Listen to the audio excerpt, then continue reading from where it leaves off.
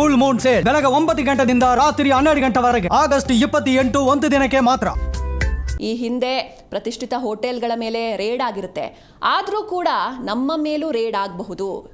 ಅದು ಅವ್ರ ಗಮನಕ್ಕೆ ಬರಲೇ ಇಲ್ವಾ? ಹೇಗೆ ಈ ರೇಡ್ ಅನ್ನೋಂಥ ವಿಚಾರ ಈಗ ಕೇವಲ ಬಳಕೆ ಇರೋಂಥದ್ದು IT raid, ED raid, CBI raid ಮೂರೇ ಇರೋದು. ಬೇರೆ ರೇಡ್ಗಳೆಲ್ಲ ಕಾಣೆ ಆಗಿಬಿಟ್ಟಿದ್ದಾವೆ. ಎಲ್ಲಿದ್ದಾವೆ, ಬದುಕಿದಾವ ಸತ್ತಿದಾವ ಇಲಾಖೆಗಳು ಅನ್ನೋಂತಹ ಒಂದು ಅನುಮಾನ ಇದೆ. ಯಾಕೆ ನಾನು ಈ ಮಾತನ್ನು ಹೇಳಿದೆ ಅಂತಂದರೆ, ನಾನು 80s ಆಗ ನಾನು ಕಾಲೇಜಿಗೆ ಹೋಗ್ತಾ ಇದ್ದೆ 1980s. ಆಗ ತೂಕ ಮತ್ತು ಅಳತೆ ಇದಕ್ಕೆ ಸಂಬಂಧಪಟ್ಟ ಹಾಗೆ ರೈಡ್ ಆಗ್ತಾ ಇದ್ವು.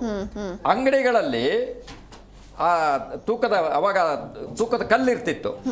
ಆ ಕಲ್ಲಿನಲ್ಲಿ ವ್ಯತ್ಯಾಸ ಇದೆ, ತೂಕದ ವ್ಯತ್ಯಾಸ ಇದ್ರೆ ಅವರಿಗೆ ದಂಡ ಆಗ್ತಾ ಇದ್ರು, ಹೆದರ್ತಾ ಇದ್ರು. ತೂಕ ಮತ್ತು ಅಳತೆಯವರು ಯಾವಾಗ ಬರ್ತಾರೆ ಅಂತ ಹೇಳಿ ಹೆದರ್ತಾ ಇದ್ರು. ಆದ್ರೆ ಆ ಹೆದರಿಕೆಯೇ ಇಲ್ಲ. ಇನ್ನು ಎರಡನೆಯದು, ಹೋಟೆಲ್ಗಳಲ್ಲಿ ಈ ಎಲ್ಲ ಸಾಮಾನ್ಯ ಹೋಟೆಲ್ಗಳಲ್ಲಿ ಸಾಕಷ್ಟು ದಾಳಿ ಆಗ್ತಾ ಇತ್ತು. ಆ ದಾಳಿ ಕೂಡ ಇಲ್ಲ.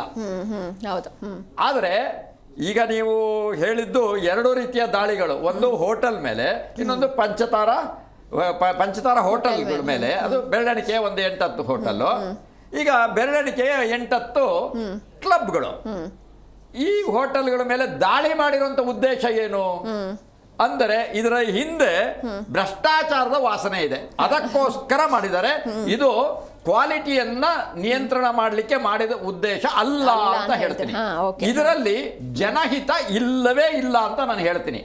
ಯಾಕೆ ಈ ಮಾತನ್ನು ಹೇಳ್ತೀನಿ ಅಂದ್ರೆ, ಇವತ್ತು ಏನು ಕ್ಲಬ್ಗಳಿದಾವಲ್ಲ, ಅದರಲ್ಲೂ ವಿಶೇಷವಾಗಿ ಈಗ ಬೌರಿಂಗ್ ಕ್ಲಬ್ ಇರ್ಬೋದು, ಸೆಂಚುರಿ ಕ್ಲಬ್ ಇರ್ಬೋದು, KCA ಕ್ಲಬ್ಗಳು ಇರ್ಬೋದು. ಈ ಕ್ಲಬ್ಗಳನ್ನ ಸ್ಥಾಪನೆ ಮಾಡಿದಂತ ಉದ್ದೇಶ ಏನು, ಆ ಉದ್ದೇಶಕ್ಕೆ ತಕ್ಕಂತೆ ಅವು ನಡೀತಾ ಇದಾವ ಅಥವಾ ಅಲ್ಲಿ ದಂಧೆ ನಡೀತಾ ಇದೆಯಾ, ಇಲ್ಲಿ ಹೋಗೋರು ಯಾರು, ಈ ವಿಚಾರಗಳನ್ನ ಒಂದ್ಸಲಿ ನೆನಪು ಮಾಡ್ಕೊಂಡ್ರೆ ಇದರ ಹಿಂದೆ ಜನಹಿತ ಇದೆಯಾ ಅಥವಾ ಇಲ್ಲ ಅನ್ನೋದು ಗೊತ್ತಾಗತ್ತೆ.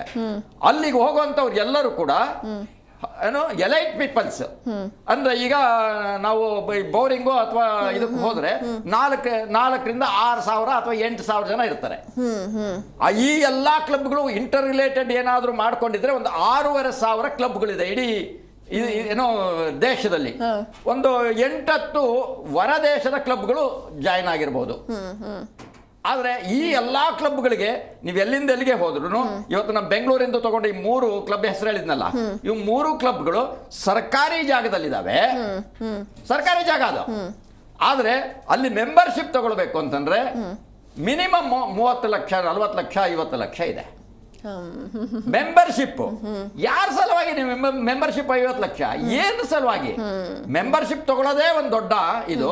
ಇನ್ನು ಎರಡನೇ ಸಂಗತಿ, ಅಲ್ಲಿಗೆ ಹೋಗೋರು ಎಲ್ಲರೂ ಎಲೈಟ್ ಪೀಪಲ್ಸ್ ಇದ್ದಾರೆ ಅಂತಂದಾಗ ಅಲ್ಲಿ ಕ್ವಾಲಿಟಿ ಹೇಗಿರ್ಬೇಕು. ಆದ್ರೆ ಅಲ್ಲಿ ಆ ಕ್ಲಬ್ಗಳು ಇವತ್ತು ಒಂದು ಕಡೆ ಎಲ್ಲೋ ಒಂದು ಕಡೆ ಡ್ರಿಂಕ್ಸ್ ಅಂದ್ರೆ ಬಾರ್ ಅಂಡ್ ರೆಸ್ಟೋರೆಂಟ್ ಟೈಪ್ ಆಗ್ಬಿಟ್ಟಿದ್ದಾವೆ. ನಾನು ಹೋಗಿದ್ದೀನಿ, ಕೆಲವು ನಮ್ಮ ಸ್ನೇಹಿತರ ಜೊತೆಲಿ ಹೋಗಿದ್ದೀನಿ. ಅಲ್ಲಿ ಕೊಡುವಂತ ಆಹಾರದ ಗುಣಮಟ್ಟನೂ ಚೆನ್ನಾಗಿರಲ್ಲ, ಮತ್ತೆ ಕಾಸ್ಟ್ಲಿ. ಇಷ್ಟೆಲ್ಲ ಕಾಸ್ಟ್ಲಿ ಇರುವಂತ ಈ ಕ್ಲಬ್ಗಳು ಇದರ ಉದ್ದೇಶಗಳನ್ನೇ ಮರೆತು ಬಿಟ್ಟಿದ್ದಾರೆ. ಎರಡನೆಯದು, ಇದನ್ನ ದುಡ್ಡು ಕೊಟ್ಟು ಕಣ್ಣು ಮುಚ್ಚಿ ವಾಪಸ್ ಬರ್ತಾ ಇದ್ದಾರೆ. ಇಂತಹ ಸಂದರ್ಭದಲ್ಲಿ ರೈಡ್ ಆಗಿದೆ ಅಂದರೆ ಒಂದು ಜನಹಿತವನ್ನ ಯೋಚನೆ ಮಾಡುವಂತಹ ರೈಡ್ಗಳು ಒಟ್ಟಾರೆ ತಪ್ಪಿ ಹೋಗಿದೆ. ಇಲ್ಲಿ ಸುಲಿಗೆ ಮಾಡೋದಕ್ಕೋಸ್ಕರನೇ, ಅಂದ್ರೆ ಜನರ ಹಣ, ಆ ಜನರು ಯಾರೋ ಅಲ್ಲಿರೋರೆಲ್ಲ ಎಲೈಟ್ ಪೀಪಲ್ಸ್. ಆ ಎಲೈಟ್ ಪೀಪಲ್ಸ್ ಯಾವ್ಯಾವ್ದೋ ವ್ಯವಹಾರಗಳಲ್ಲಿ ಇರ್ತಾರೆ. ಇಲ್ಲಿ ಒಂದ್ ಕಡೆ ರೈಡ್ ಮಾಡಿದ್ರೆ ಅವನು ವ್ಯವಹಾರದಲ್ಲೂ ಇಟ್ಕೊಂತಾರೆ, ನೆಕ್ಸ್ಟ್ ನೀವು ಅಲ್ಲಿ ಬರ್ತೀವಿ ಅಂತ ಎಲೈಟ್ ಪೀಪಲ್ಸ್. ಗೊತ್ತಾಯ್ತಲ್ಲ? ಅಂದರೆ ಇದು ಟೋಟಲಿ ದಂಧೆ ಆಗಿದೆ.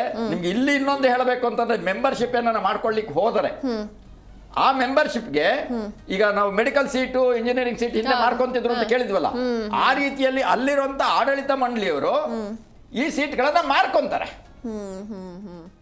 ಅಂದ್ರೆ ಅಲ್ಲಿರೋದು ಒಂದು ಫೀಸು, ನಮ್ಮ ಹತ್ರ ತಗೊಳ್ಳೋದು ಇನ್ನೊಂದು ತರ ಫೀಸು. ಅಂದ್ರೆ ನಾನು ಈಗ ನಮ್ಮ ಮಂತ್ರಿ ಸಾಹೇಬರು ಮಾತನಾಡಿದ್ದನ್ನ ನಾನು ಕೇಳಿದೆ. ಪ್ರತಿಯೊಂದು ಸರ್ಕಾರಗಳು ಬಂದಾಗ ಆ ಇಲಾಖೆಗೆ ಸಂಬಂಧಪಟ್ಟಂತಹ ಮಂತ್ರಿಗಳು ಏನೋ ಒಂದಿಷ್ಟು ಆಕ್ಷನ್ ತಗೊಂತಾರೆ. ಅದಾದ್ಮೇಲೆ ಬರ್ತಾ ಬರ್ತಾ ಅದನ್ನು ಕೇಳೋರೇ ಇಲ್ಲ. ಯಾಕೆ ಹಿಂಗಾಗತ್ತೆ? ಹಾಗಿದ್ರೆ ನಿಜವಾಗಿಯೂ ನಿಮಗೆ ಜನ ಕಾಳಜಿ ಇದ್ದರೆ ಇದನ್ನ ಅಳತೆ ಮತ್ತು ತೂಕವನ್ನು ಯಾಕೆ ಸರಿ ಮಾಡೋದಿಲ್ಲ, ಗುಣಮಟ್ಟವನ್ನು ಯಾಕೆ ಸರಿ ಮಾಡೋದಿಲ್ಲ? ನಿಮ್ಗೆ ಹೇಳ್ತೀನಿ, ಗುಣಮಟ್ಟ ಹಾಳಾಗೋಗ್ಲಿ, ತೂಕ ಇದೆಯಲ್ಲ, ನೀವು ಯಾವುದೇ ಅಂಗಡಿಗೆ ಹೋಗಿ ಮಿನಿಮಮ್ 50 ಗ್ರಾಮ್ ವ್ಯತ್ಯಾಸ ಇದೆ. ಯಾವುದೇ ಅಂಗಡಿ ಆಟೋಮೀಟರ್ಗಳಿದೆಯಲ್ಲ, ಅದು ಪರ್ಸೆಂಟೇಜ್ ಇಟ್ಟಿರ್ತಾರೆ. ಅಂದ್ರೆ ₹1 10 ಪೈಸೆ 15 ಪೈಸೆ ಆಟೋಮೆಟಿಕ್ಲಿ ಜಂಪ್ ಆಗುತ್ತೆ, ನಿಂತ ಜಾಗದಲ್ಲಿ ಜಂಪ್ ಆಗುತ್ತೆ. ಹೀಗೆ ಅನೇಕ ವಿಚಾರಗಳಲ್ಲಿ ರೈಡ್ ಮಾಡಬಹುದು, ಆದ್ರೆ ಮಾಡ್ತಾ ಇಲ್ಲ. ಈ ಇಲಾಖೆಗಳು ಸತ್ತೋಗಿದ್ದಾವೆ. ಕೇವಲ ಜನಸಾಮಾನ್ಯರಿಗೆ ಉಪಯೋಗ ಅಂತ ಯಾವುದೇ ಅಂಗಡಿಗಳನ್ನ, ಯಾವುದೇ ಏನು ಜನರಿಗೆ ಇದನ್ನ ಕೊಡ್ತಾರ, ರೇಷನ್ ಅಂಗಡಿಗಳು ರೈಡ್ ಆಗೋದಿಲ್ಲ, ದೊಡ್ಡ ದೊಡ್ಡ ಮಾಲ್ಗಳು ರೈಡ್ ಆಗೋದಿಲ್ಲ. ಆದರೆ ಇಲ್ಲಿ ಕೇವಲ ಹೈ ಎಲೈಟ್ ಪೀಪಲ್ಸ್ ಇರುವಂತಹ ಆ ಜನರಿಗೆ, ಅದು ಕೇವಲ ನಮ್ಮ ಇಡೀ ಬೆಂಗಳೂರು ಇವತ್ತು 1 ಕೋಟಿ ಜನ ಇದ್ದೀವಿ. ಆ 1 ಕೋಟಿ ಜನರಲ್ಲಿ ಕ್ಲಬ್ ನಲ್ಲಿರೋರು ಎಷ್ಟು ಜನ ಅಂದ್ರೆ ಹೆಚ್ಚು ಅಂದ್ರೆ 50,000 ಜನ, ಇಲ್ಲ ಅಂದ್ರೆ 1 ಲಕ್ಷ ಜನ. ಇಷ್ಟು ಜನರ ಸಲುವಾಗಿ ನೀವು ಇಷ್ಟು ದೊಡ್ಡ ಸ್ಕೋಪ್ ತಗೊಳ್ಳಿಕ್ಕೆ ಹೊರಟಿದ್ದೀರಾ? ಯಾರನ್ನ ಮೆಚ್ಚಿಸ್ಲಿಕ್ಕೆ? ಯಾವುದ್ರ ಸಲುವಾಗಿ ನಿಮ್ಮ ರೈಡು? ಜನಹಿತ ಇದೆಯಾ? ಇದು ನಮ್ಮ ಆಹಾರ ಇವರು ಆರೋಗ್ಯ ಸಚಿವರು ಮಾತನಾಡಿರಲ್ಲ, ಕಾದವರು, ಅವರು ಯೋಚನೆ ಮಾಡಬೇಕಾಗಿದೆ. ನಿಮ್ಮ ಮಾಧ್ಯಮದ ಮೂಲಕ ಅವರಿಗೆ ಈ ಒಂದು ಸಂದೇಶವನ್ನು ಕೊಡಬೇಕಾಗಿದೆ. ಅವರು ಇದನ್ನ ಗಮನಿಸಬೇಕು, ಅಥವಾ ಇಲಾಖೆಯವರು ಗಮನಿಸಿ ಇದನ್ನ ಸರಿಯಾದ ರೀತಿಯಲ್ಲಿ ಮಾಡಬೇಕು. ಅದನ್ನ ಬಿಟ್ರೆ ನೀವು ಏನೋ ಕಾಟಾಚಾರಕ್ಕೆ ಅದರ ದಂಧೆಗೋಸ್ಕರನೇ ಮಾಡಿದಿರಿ ಅನ್ನುವಂಥದ್ದು ಭಾರಿ ಸ್ಪಷ್ಟ ಆಗತ್ತೆ.